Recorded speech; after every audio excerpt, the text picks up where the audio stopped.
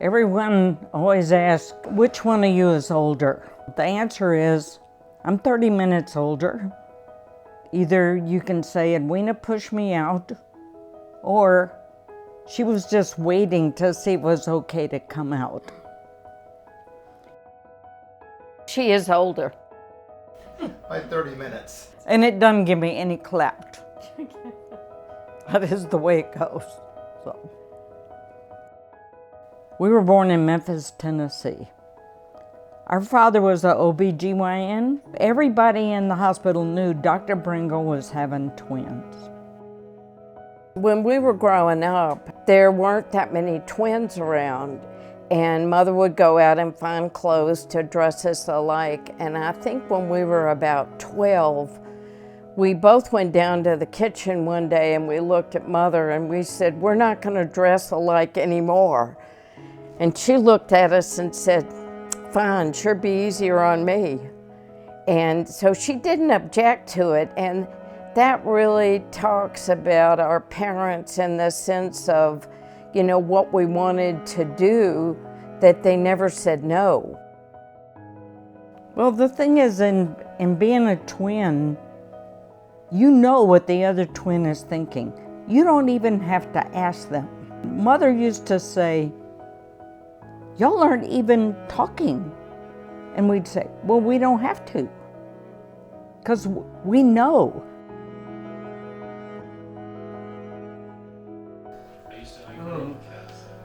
That's a mother, grandfather, great-grandpapa. We're looking for a space to live. Oh, that's a good shot. I love this one. That's a really good one. This is my grandmother's 91st birthday. Up here at Penland.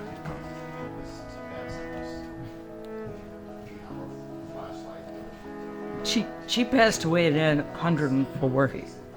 This is when she was 91. It was a very stern family. Papa, my grandfather, was very matter of fact. It was his way, and that's the way it was going to be. And my grandmother, Eva Jean, was very stern as well. But they were extremely supportive. We didn't get by with much. We came home from school. All the clothes that had been washed for us and for our three brothers, you know, we were to put them up. And I can remember having the audacity one time to look at her and say, why don't the boys have to do this? Because we had three brothers. She just did the look. Yeah, we were very close to Cynthia and Edwina growing up. We would go and spend that time in the summer with them, and we would cook with Edwina, and we would do pottery with Cynthia, and sometimes cook with her as well. It was fun. They would come and visit Cynthia and I for 2 weeks, and we would keep one child each for a week, and in the middle of those 2 weeks, we would meet somewhere and trade children. Like we met in Hickory at a restaurant, and they're sitting there going, Edwina did this for me. Cynthia did this for me. Sitting across the table. Across the table from each other. The first year in college, we both went to Southwestern at Memphis. Well, in truth, I wasn't sure what I wanted to do, and I had met someone who was a radiologic technologist. I went to training to be an X-ray tech. That summer, after finishing that 1 year in college, a friend of mine who was also in college, and we'd been in art school together, Beverly Bowden, she said, well, I'm going to painting camp this summer. I said, great, where is it? She told me it was in the North Carolina mountains. So I asked my parents, I said, can I go to painting camp? They said, yes. Watercolors half the day, oil painting the other half the day. 5 years after that, I come to Penland. It's Bill Brown's first summer. I've come to help him out for a couple of weeks. I'm in grad school. Edwina comes with me. She's in the car with me because my mother thought it was a really good idea and said, Edwina can help you drive home. So we go back to Memphis, and I enroll in the Memphis Academy of Art, thinking I was going to be a painter. So I took jewelry the first semester. I took pottery the second semester. And so then somehow or other the next year, I took more pottery classes, and then this is what happened.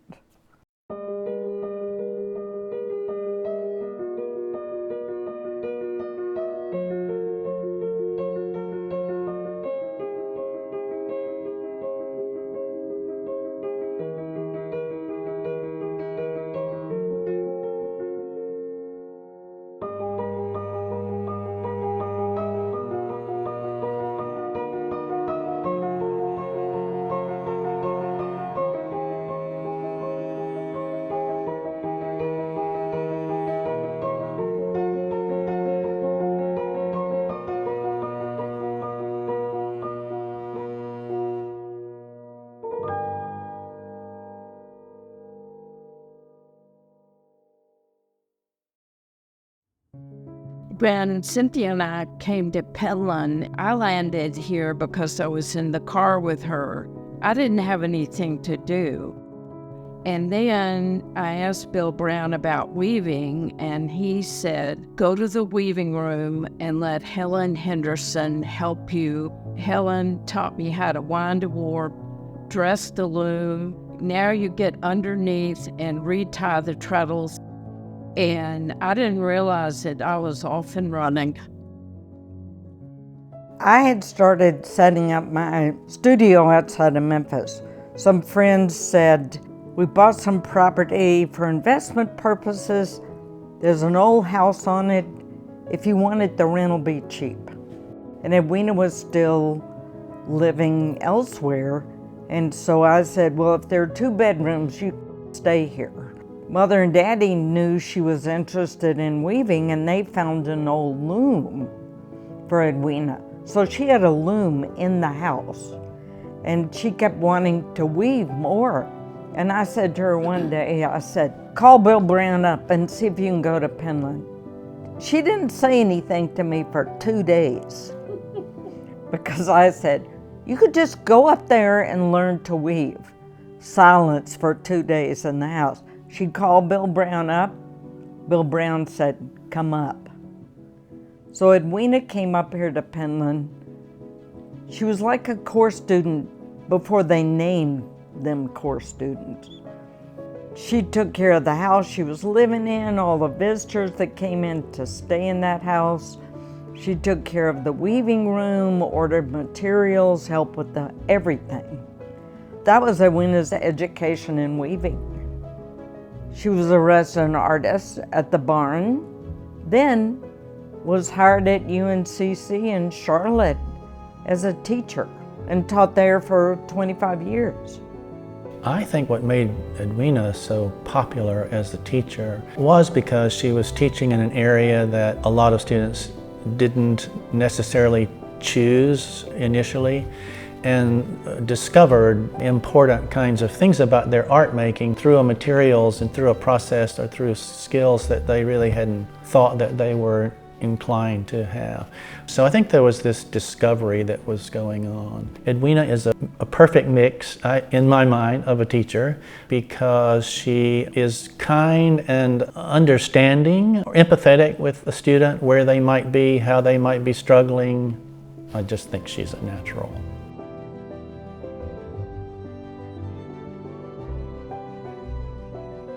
Toshiko Takaezu, the very well-known potter who taught at Penland many times, and she said to me one time that Cynthia was the only one she knew that went to Alfred and made money because Cynthia was selling pots to put coins together so she could start a studio. She knew what she wanted to do.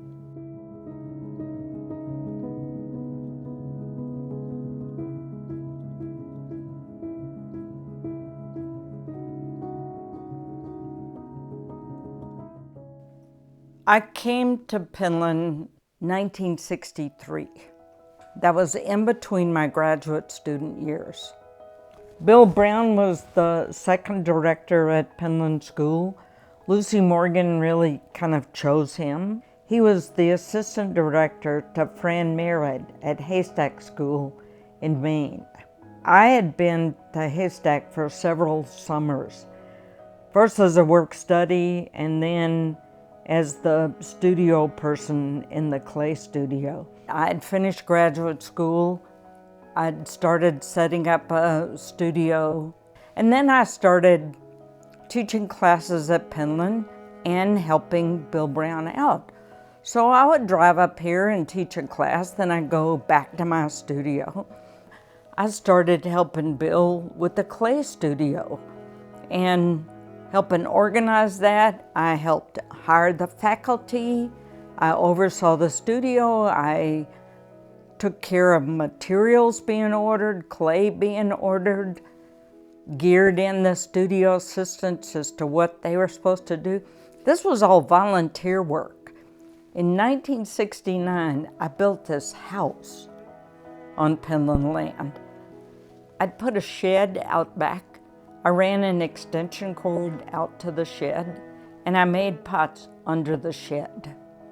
And Bill Brown called me and said, I've started concentration program, which was 8 weeks in the fall and 8 weeks in the spring. And I want you to teach it. I finally thought, okay, I'm gonna move there anyway. In 1970, I moved up here. The first concentration, I taught pottery and Edwina taught weaving. Pawpaw, my grandfather, Dr. Carrie Bringle, was very supportive of Cynthia when she started as a potter. You have to remember that when I started doing this full time, people would go, what are you doing? You know, because I wasn't getting married and having the 2+ children. I was making pottery to sell. And the nice thing was our parents thought it was all right what we were doing. And our father had said to us, you can do whatever you want to do, just do it the best you can. I don't care if you dig ditches, but just do it to your ability. And people would say to our father, it's nice Cynthia has a hobby. He'd look at him and say, it's not her hobby, it's her business.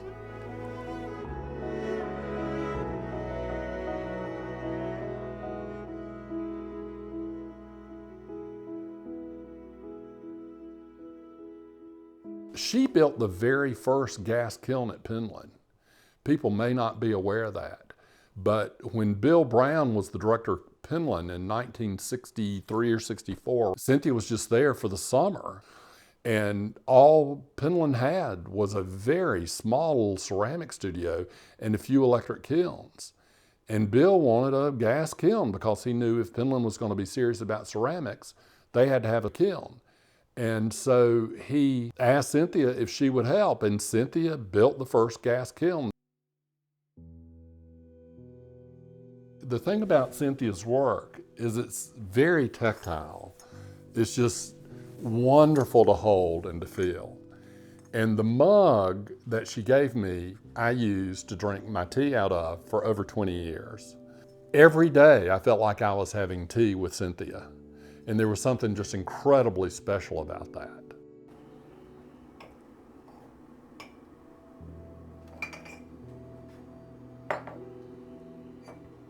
Most everybody, at least in our culture, Western European culture, knows what a mug is. It's something that connects us. It's also probably the most intimate object that we make because it touches our lips. Cups do too, but with a mug, you hold it and you put it to your lips. My own romantic notion of, when you're holding a mug and bringing it to your lips, that arches between those two parts of your body in a really sweet and meaningful way. This way I'm picking the cup I want to drink out of. One of the things that I really enjoy as a potter is being able to use work every day. My cupboard is full of so many different coffee mugs, but this one in particular here is made by Cynthia.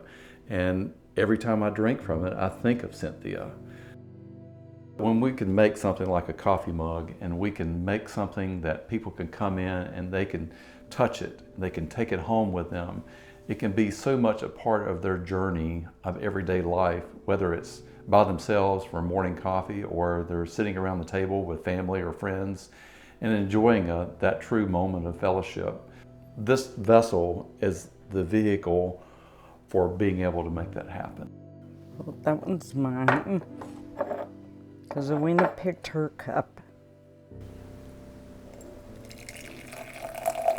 In our home down here, there's a cabinet devoted mostly to coffee mugs and tea bowls. And I think those two objects are very personal. You bring the pot to your mouth, and it's the kind of thing for most of us, is starting our day with our favorite coffee mug that kind of becomes an important ritual in our lives. And I think there's so much humanity potential. They're speaking to sort of to me, the spiritual side of material things, the things that are reflective of human beings. And I think the craft movement is basically that. It's when we take material and we communicate through that material. And it could be as subtle as a mug, where it's very much like comfort, like, oh, this greets my hand, greets my lip, and I love the feel of it. I love the visual of it. Last time I had a kiln load come out, she came in and she said, I think I need a new cup. So she searched through the kiln load and left with one. It was time. Yeah. To really understand, I mean, to take dirt and to turn it into something that's functional and also beautiful is something that crosses every civilization, every culture, every group of people.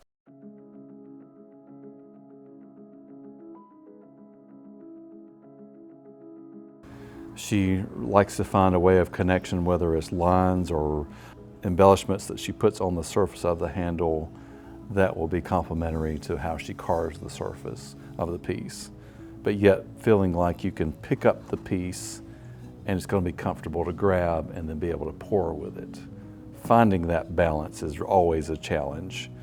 For me, in my shapes, I want to have it more smooth. I want to have the flow and the positive and negative shapes working together in unison. And we still live through that today, through some of the things that Cynthia and other potters have shared, how you have to find the right voice with the material and finding the right finished point. When you work with clay, it's going to be a journey of sketches and ideas. And to find the finished point of a piece is wonderful, but I believe that when you work with clay, it's more important about the journey and what you discover along the way that makes it even more special.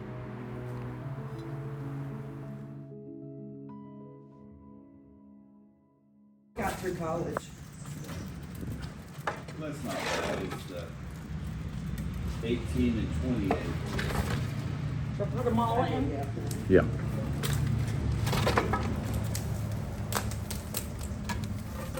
Woo.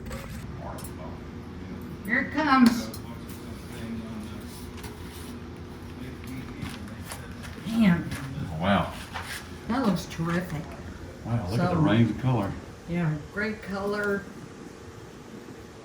Brushwork worked nice with this, with the carving, I think, in your floor. Wow.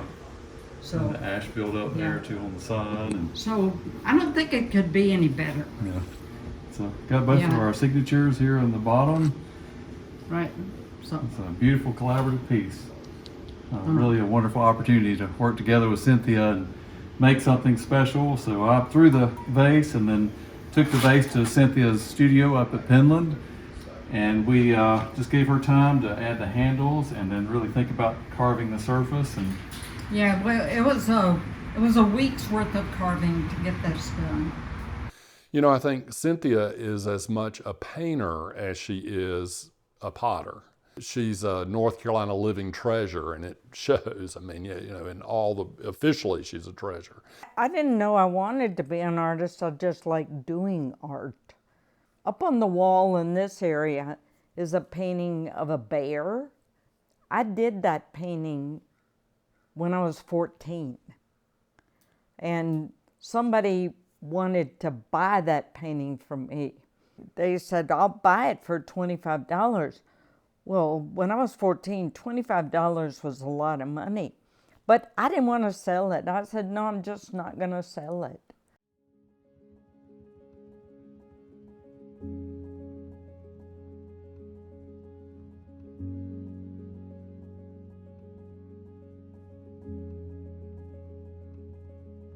These are all images of mine, of things I've done. You know, there's me a long time ago. My son, pots I've done. So I'm trying to figure this out and make it work, so you just keep moving it around. I went to art school to be a painter and fell into pottery. And the thing is that people come in my gallery, my paintings are on the walls, Edwina's fiber work, of course, on the walls, but people come in and they look at the paintings and they go, well, who did the art? I go, and they go, really? So, yeah.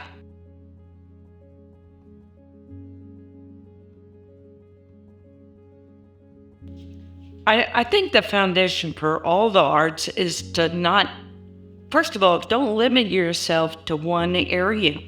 I mean, I tell all these people that are young in craft, I said the best thing you can do for yourself is go take drawing, painting, photography, any of the other crafts, because they all relate and they all come back in. You got to learn to really look.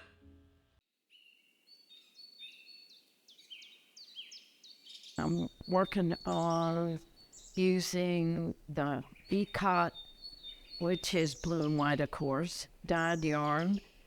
I did recently, and that's the weft I'm working with. And what about you? Well, I made a few pieces to carve, so they're about ready. You have to get them to the right point. They have their own creative identities and how they approach, whether it's clay or fabric, but yet how they interact with each other so much, how they influence each other and what they do.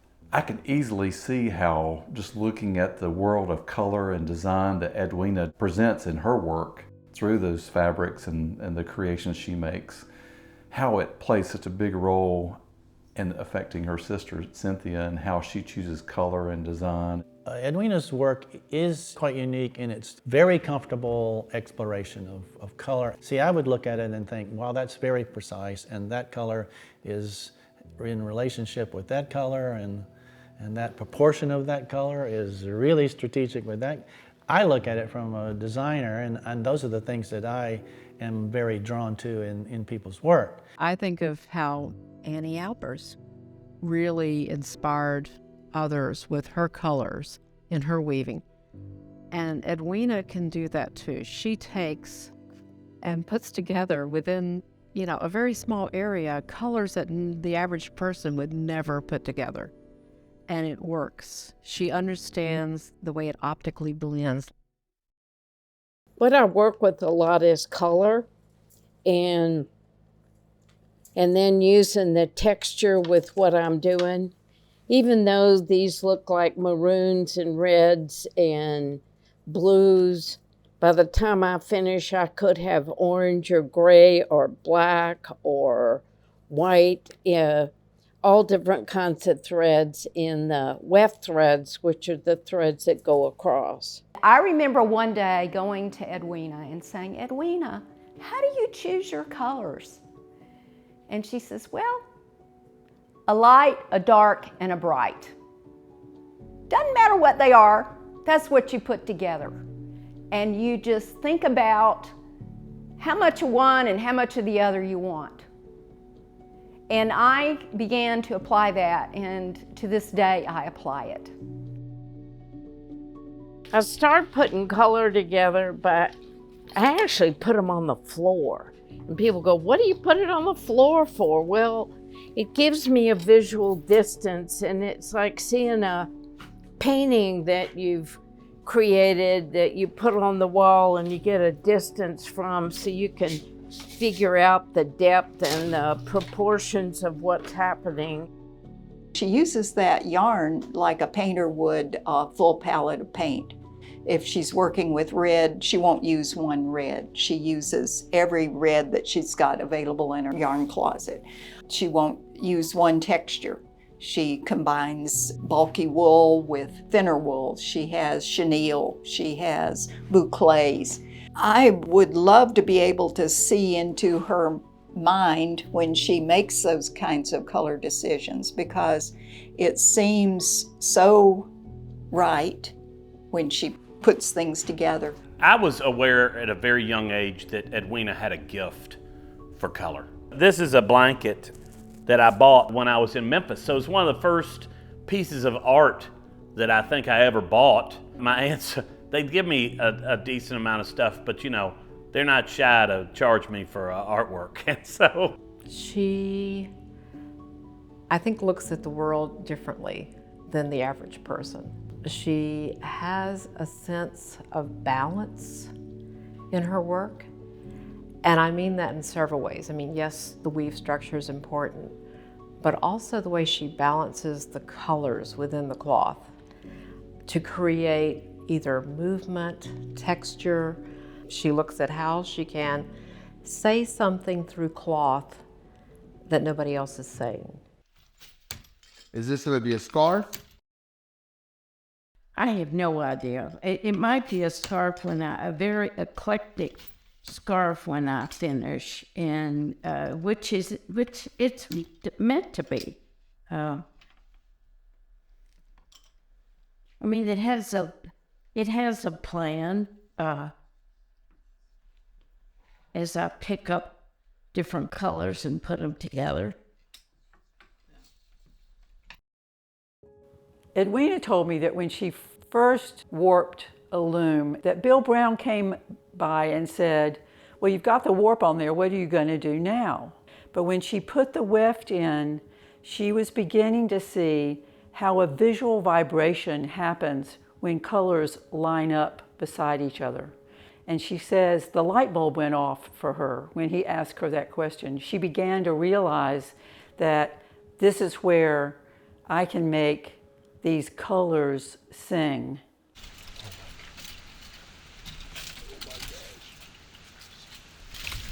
Sit. Sit. Down. Down. Easy. Sit. You know, one of the things that makes Cynthia's work so unique is the combination of terrific beauty in her shapes. I mean, look at this platter that not only is formed in clay, but also is carved. I mean, her extreme attention to detail of the carving on this. But then you look at it again, she's gone back and she's painted her Asian influence calligraphy, if you will, on it as well. So you've got a combination of dealing with the material in ways that I just don't see many potters throughout the country doing. Her ability to work on surface and at the same time shape. Some potters really depend on their glaze, or they depend on their shapes, or they depend on the firing. Cynthia combines all of it together in a way that I think is truly unique and spectacularly beautiful. Cynthia was always original. I mean, her hand, her style, her brushwork, she incorporated something that, in my opinion, is truly Cynthia, but also a part of the time. I recognize that breaking of sort of that traditional aesthetic, kind of displacing it with this new contemporary style, but also a love for the traditional side of the material and what it can do and how it communicates. I see the brushwork and I see the apparent freedom that she uses to decorate her work, and yet I know that there's an enormous amount of skill and time that goes into that for her.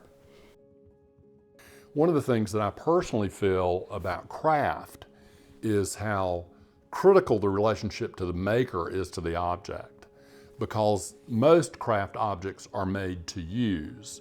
And therefore, the maker who makes it becomes an integral part of how their own personality and spirit is reflected within that object.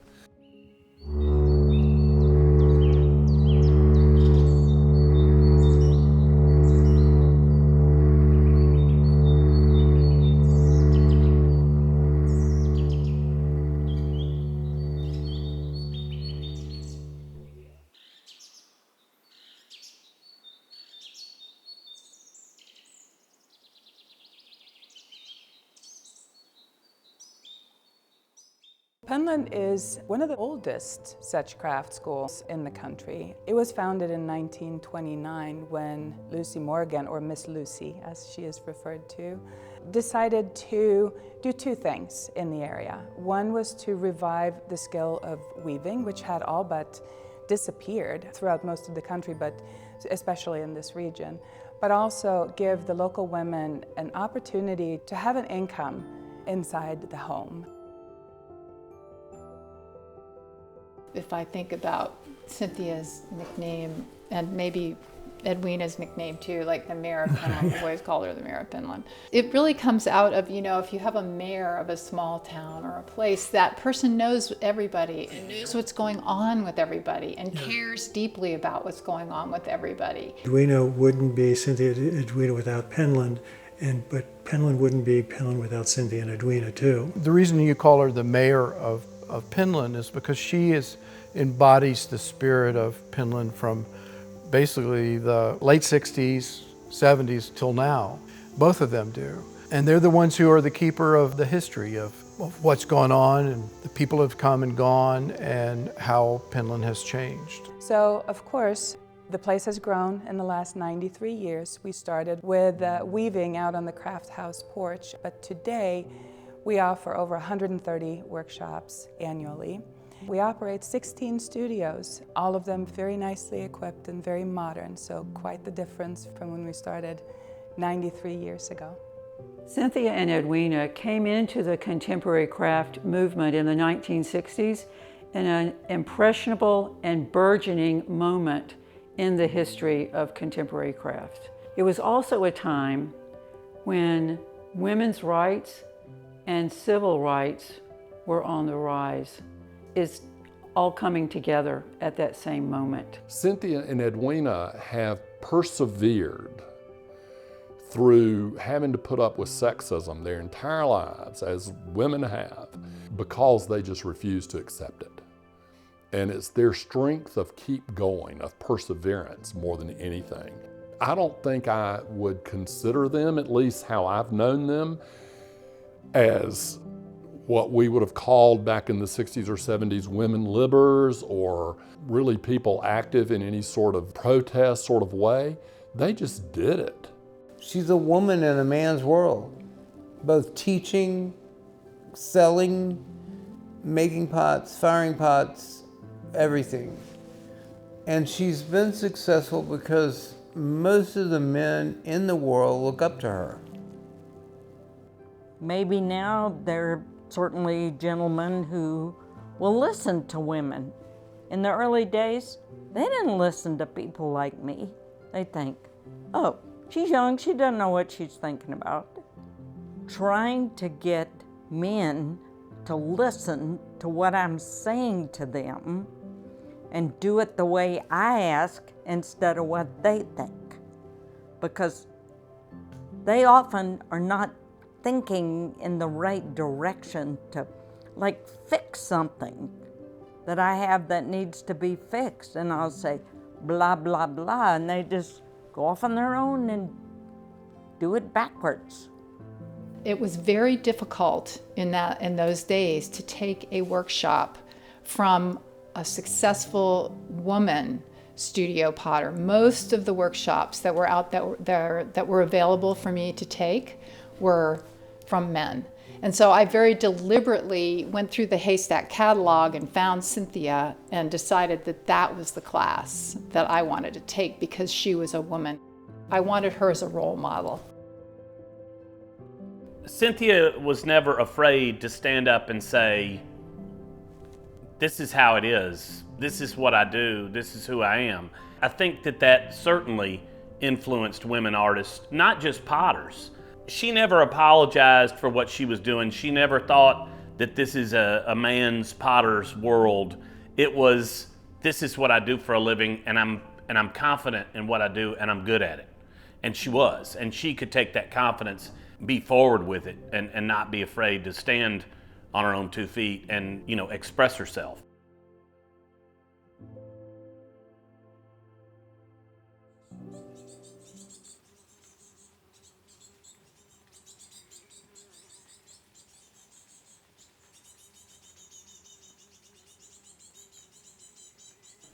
During Carter's time, Joan Mondale, her husband was the vice president, and because of Joan Mondale, a whole group of artists were asked to make dinnerware for a Senate wives' luncheon.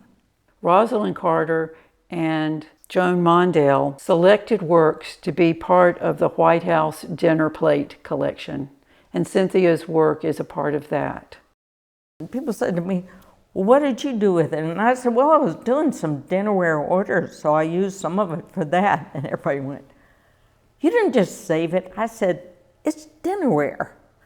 I do have a few pieces from it, but I just let it be bought with dinnerware I was making for somebody.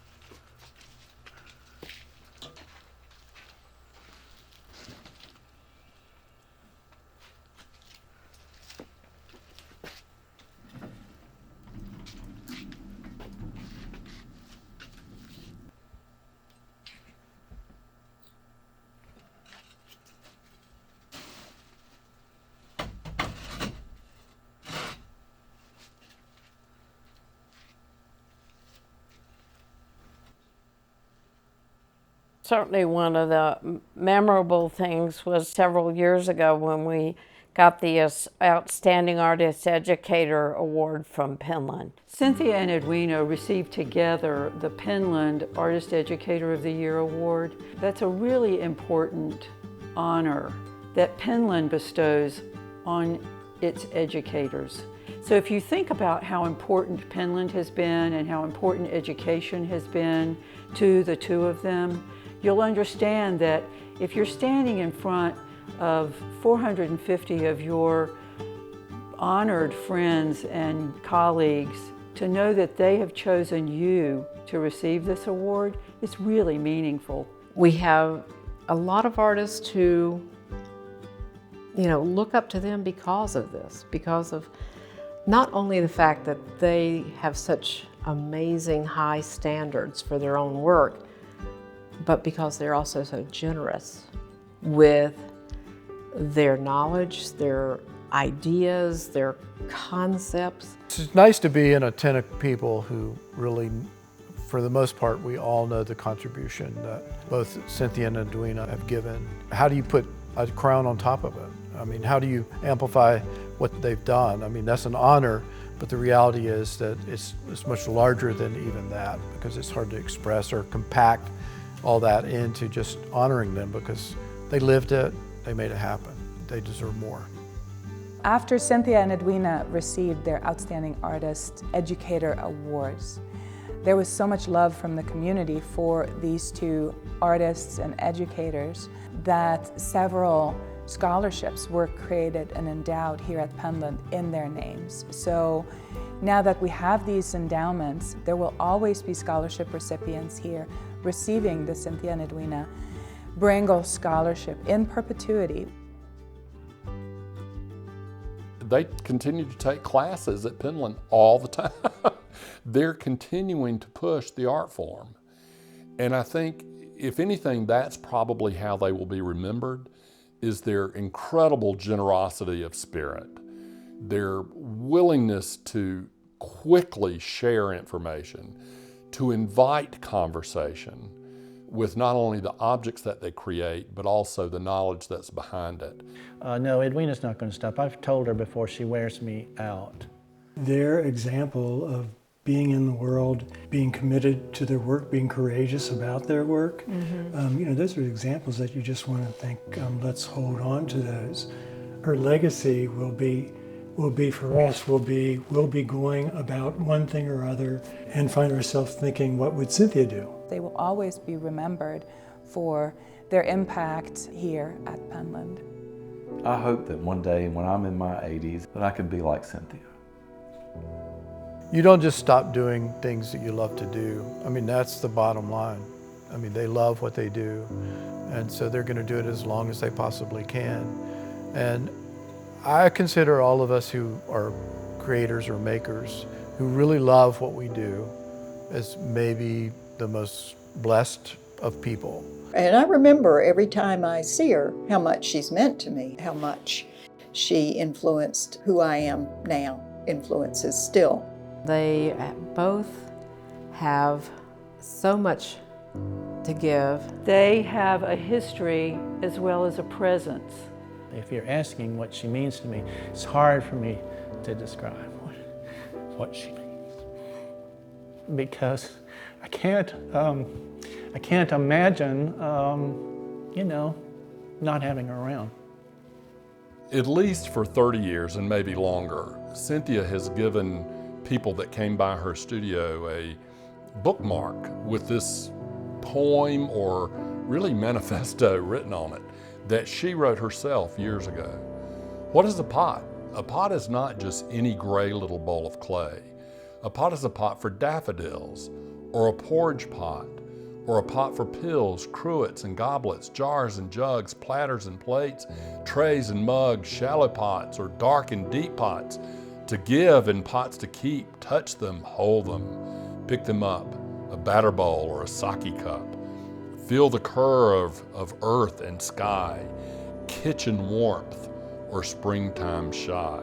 A pot is a mood of many hues, but most of all, a pot is to use. And I think that just summarizes Cynthia's wanting these objects to be utilized. I was asked by Edwina to introduce her for her Outstanding Educators Award, so this is what I wrote and read. With rayon, silk, bamboo, and wool, her gifts are fiber spun from mind and spirit, with love of nature and wisdom of design. Earth's colors entwined, vivid and subdued, dark and light, emerge from patterned, opened-wing creatures, spring and autumn foliage, stormy and bright skies. Loom woven rich or free-form stitched, details and textures are broad and boundless. She opens our eyes with her inspiration. With ceaseless drive, she explores the arts as a student of photography, flame work, of copper and enameling. She forms insights and connections with twofold intentions. What she gains, she applies as designer and maker. What she masters, she models as teacher and mentor. As teacher, she blankets us with learning, questions our self-imposed limits, keeps us at task, guides and pushes us forward in our visual understanding, imbues a sense of quality and craft, opens and enriches our lives. Her reverence for the world fills our souls. Her regard for humanity never leaves one of us behind. As mentor, she listens and counsels with attention and concern. She knits a web of trust and confidence, directs and introduces us to cohorts and collaborators. Her dedication to the arts and compassion for community are interwoven. She's an ally who leads us outside of ourselves and into the world beyond. And she is with us, always for us, steady and strong. And all of us here know her because she is one of Penland's own, my teacher, mentor, colleague, and friend, Edwina Bringle.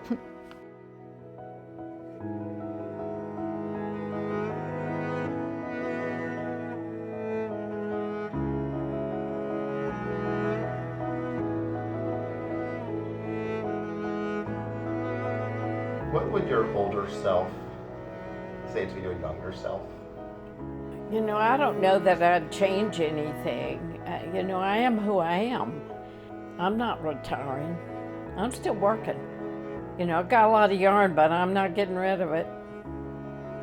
I'm just happy to have done it and to keep doing it. I do this because I like it, or I wouldn't still be doing it.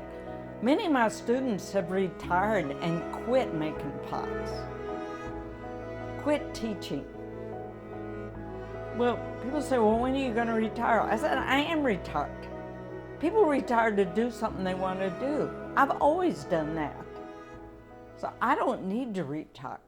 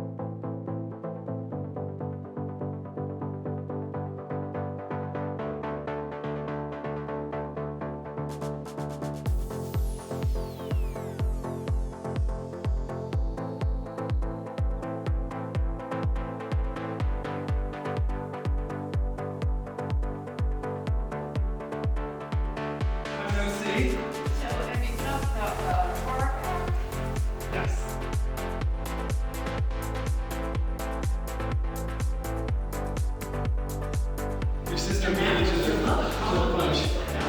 Got a little wardrobe rack slash. No, I brought up some. Yeah, that was great. Is it? Good to see you.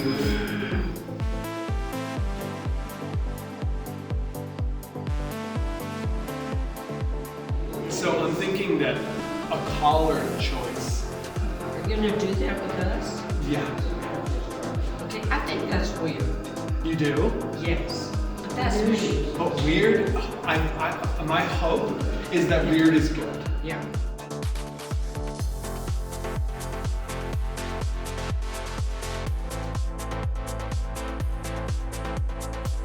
I'm thinking that's the right choice. You're a little short, right? Yeah. No, Cynthia's short. Oh.